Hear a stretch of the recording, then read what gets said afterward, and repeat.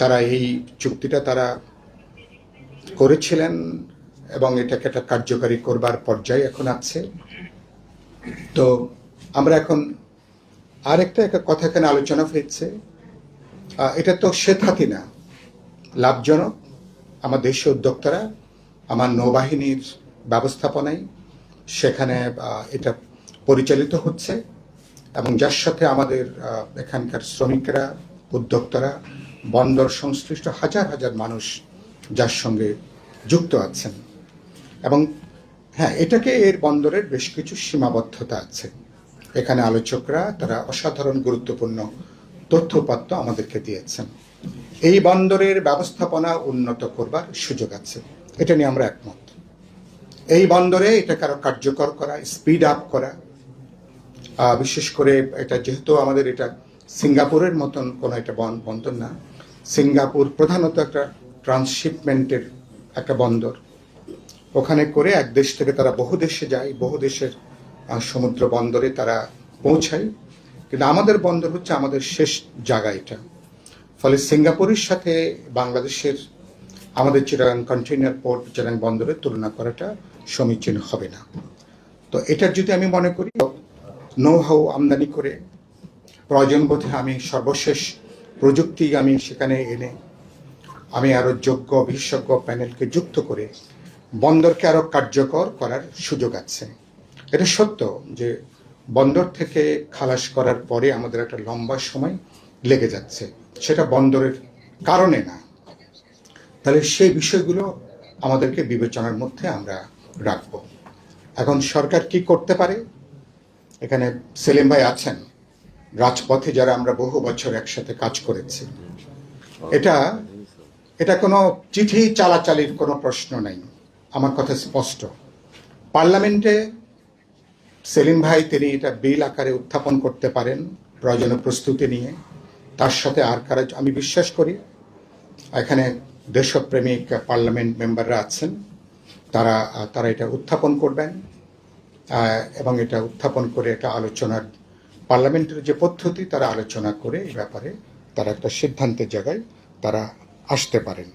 দুই হচ্ছে বড় যুক্তি বিদেশি বিনিয়োগ করেন না, ওখানে বে টার্মিনাল করবার ব্যাপারে আমার সমুদ্রে বা গভীর সমুদ্রে সেখানে টার্মিনাল করার প্রয়োজন আছে। ইতিমধ্যে আপনারা শুনেছেন বড় বড় জাহাজ আমার এখানে আসতে পারে না, যেহেতু এটা একটা টাইডাল একটা পোর্ট, জোয়ার ভাটার সাথে আমাদের এটা যুক্ত। ভাটার সময় বড় বড় জাহাজগুলো এখানে ভিড়তে পারে না, তাদেরকে অপেক্ষা করতে হয়। তাহলে বে টার্মিনালে যদি আমরা আমাদের মর্যাদা, আমাদের কিভাবে চুক্তি করছি জাতীয় স্বার্থ অক্ষুণ্ণ রেখে, যদি আমরা কোনো বিনিয়োগের কোনো প্রশ্ন থাকে আমরা কিভাবে করতে পারি আলোচনা করেন, কথা বলেন। কিন্তু আমি আমার প্রাণকেন্দ্রের মধ্যে এবং এ ধরনের কোম্পানি যার সাথে মার্কিনীদের একটা স্ট্র্যাটেজিক সম্পর্ক আছে দুনিয়াব্যাপী, এবং এই কোম্পানির সাথেও মার্কিন নৌবাহিনীর তাদেরও একটা যোগসূত্র, একটা সম্পর্ক আছে। এবং ফলে এটাকে অনুমোদন দেবার কোনো প্রশ্ন, কোনো সুযোগ, কোনো অবকাশ আমাদের জন্য নাই, কোনো রাজনৈতিক দলের জন্য নাই, বর্তমান বিএনপি সরকারের জন্য নাই।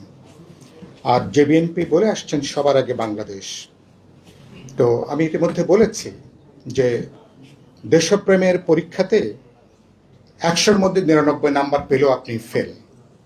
দেশপ্রেমের পরীক্ষায় 100-তে 100 পেয়ে পাশ করার প্রশ্ন। এবং বিএনপিকে 17 বছর আমি বলেছি এই উপমহাদেশের অন্যতম একটা নিপীড়িত দল হিসেবে যারা এখন একটা ভোটের মধ্য দিয়ে ক্ষমতা এসছেন, এটা তাদের জন্য একটা বড় একটা পরীক্ষা। বন্দরের এই প্রশ্ন, বিশেষ করে মার্কিন যুক্তরাষ্ট্রের সাথে যে বাণিজ্য চুক্তি যেটা স্বাক্ষরিত হয়েছে, চেহারা এটা বাণিজ্য চুক্তি, কিন্তু কার্যত এটা একটা কেউ বলেন দাসত্ব, কেউ বলেন গোলামির চুক্তি। তবে আমি এটা বলতে পারি গত 55 বছরে এই পরিমাণ অধীনতামূলক কোনো চুক্তি বাংলাদেশ সরকার বাণিজ্য রিলেটেড আর কোনো চুক্তি এ পর্যন্ত স্বাক্ষরিত হয়নি। এবং ইতিমধ্যে এই চুক্তির পাশাপাশি শুনছি আমরা এখন আবার জিসুমিয়া এবং আকসা আরও দুটো চুক্তি স্বাক্ষর করবার পর্যায়ে বাংলাদেশ আলাপ আলোচনার পর্যায়ে আছে। এবং এই চুক্তি যদি বাণিজ্য চুক্তি বা এটা যদি যেভাবে বহাল তবিয়তে আছে, বাংলাদেশ তৃতীয় কোনো দেশের সাথে আমরা স্বাধীনভাবে কোনো চুক্তি করতে পারবো না। মার্কিন যুক্তরাষ্ট্র তাদের গ্লোবাল তাদের যে সামরিক, অর্থনৈতিক বা বাণিজ্যিক তাদের যে নীতি, এই চুক্তি অনুসারে বাংলাদেশকে তার সাথে সামঞ্জস্যপূর্ণভাবে তার স্ট্র্যাটেজিক প্ল্যানের অংশ হিসাবে বাংলাদেশকে চলতে হবে। যদি এই চুক্তি যদি কার্যকর থাকে, কোনো স্বাধীন সার্বভৌম দেশ এ ধরনের কোনো চুক্তিকে অনুমোদন দিতে পারে না। আমি এখন চীন থেকে, রাশিয়া থেকে আমি আমার সমরাস্ত্র কিনি, আমার পারমাণবিক আমার যে প্রকল্প আছে, বিদ্যুৎ প্রকল্প, আমি যদি তার সরঞ্জাম কিনতে চাই, উপকরণ কিনতে চাই, চুক্তির মধ্যে আছে 137টা জায়গাতে বাংলাদেশকে কি কি করতে হবে, শ্যাল দিয়ে অর্থাৎ বাধ্য কি কি বাংলাদেশকে করতে হবে। 6বার উল্লেখ করা হয়েছে মার্কিন যুক্তরাষ্ট্র কি করবে, আর 137 বার বাংলাদেশ কি কি করবে। এটা খুবই বিব্রতকর, খুবই লজ্জাকর। কোনো যুদ্ধে হেরে গেলে কোনো পরাজিত দেশকে বিজয়ী দেশ যে ধরনের চুক্তি করতে ঘাট ধরে বাধ্য করে, বাণিজ্য চুক্তি হচ্ছে কার্যত এ ধরনের চুক্তি। রুমিন ফারহানা চেষ্টা করেছিলেন সংসদে নাকি 5 জন পার্লামেন্ট মেম্বার জোগাড় করা যায়নি বেসরকারি বিল আকারে উত্থাপনের জন্য। তিনি অন্য আলোচনায় বলতে যে কথাটা তিনি কিছুটা বললেন। আমরা দেখতে চাইব আজকে থেকে যে পার্লামেন্ট অধিবেশন শুরু হচ্ছে, বাজেট অধিবেশন, এই অধিবেশনে একই সাথে আমাদের সংবিধান সংশোধন সংক্রান্ত কমিটি হবার কথা আছে। আমি আশা করব এই বাণিজ্য চুক্তি, চট্টগ্রাম এই কন্টেইনার পোর্ট নিয়ে যে চুক্তির বিষয়গুলো আছে, এ ব্যাপারে সরকার একটা নীতিগত একটা অবস্থান নেবেন। কি অবস্থান সরকার গ্রহণ করতে পারেন? আমার পরামর্শ হচ্ছে, ইতিমধ্যেই আমরা বিএনপি যখন আমাদের সাথে রাজপথে ছিল তখন আমরা তাদেরকে নিয়েও কথাটা বলেছি, সকল চুক্তিগুলো পার্লামেন্টে উত্থাপন করা দরকার। অধিকাংশ চুক্তি হচ্ছে বৈষম্যমূলক, আমার জাতীয় স্বার্থের পরিপন্থী। অধিকাংশ চুক্তি হচ্ছে আমাদের উপরে অন্যায্যভাবে চাপিয়ে দেওয়া অন্যায় চুক্তি। আমার পার্লামেন্ট এত গুরুত্বপূর্ণ চুক্তি নিয়ে যদি আলোচনা করতে না পারে, যদি মতামত দিতে না পারে, আমার জনপ্রতিনিধিরা যদি, সেলিম ভাইরা যদি মন খুলে যদি কথা বলতে না পারেন, তো সে পার্লামেন্ট কাদেরকে প্রতিনিধিত্ব করবে? কোন দেশকে তারা প্রতিনিধিত্ব করবে? কোন জনগোষ্ঠীকে এই পার্লামেন্ট প্রতিনিধিত্ব করবে? সুতরাং এ ধরনের চুক্তিগুলোকে পার্লামেন্টে উত্থাপন করা দরকার। সরকার এটা উত্থাপন করবেন। এই সঙ্গে পার্লামেন্টারি কমিটিগুলো এখনো হয়নি। আমি আশা করি দ্রুত 1-2 মাসের মধ্যে পার্লামেন্টারি কমিটি হবে, সেখানে এই চুক্তিগুলো প্রয়োজনে পর্যালোচনা হবে এবং জনপরিসরে পাবলিক স্ফেয়ারে এগুলো নিয়ে আলোচনা হওয়া দরকার। বিএনপিকে আমি প্রত্যাশা করতে চাই, দেশপ্রেমের পরীক্ষায় বিএনপি এবার 100-তে 100 পাবে। ওই যে বললাম, এই পরীক্ষায় 99 নাম্বার পেলেও ফেল। এটা বিএনপির জন্য প্রথম বড় অগ্নি পরীক্ষা। এই বাণিজ্য চুক্তি, চট্টগ্রাম বন্দরের এই চুক্তি, এই পরীক্ষায় বিএনপিকে পাশ করতে হবে। পাশ না করলে অনেক কিছুতে আপনাদের ফেল করে যাবার আশঙ্কা বাড়বে ভবিষ্যতে। এই কথাটা মাথার মধ্যে পরিষ্কার করে গেঁথে নেওয়া দরকার। 2 হচ্ছে নানা চুক্তি।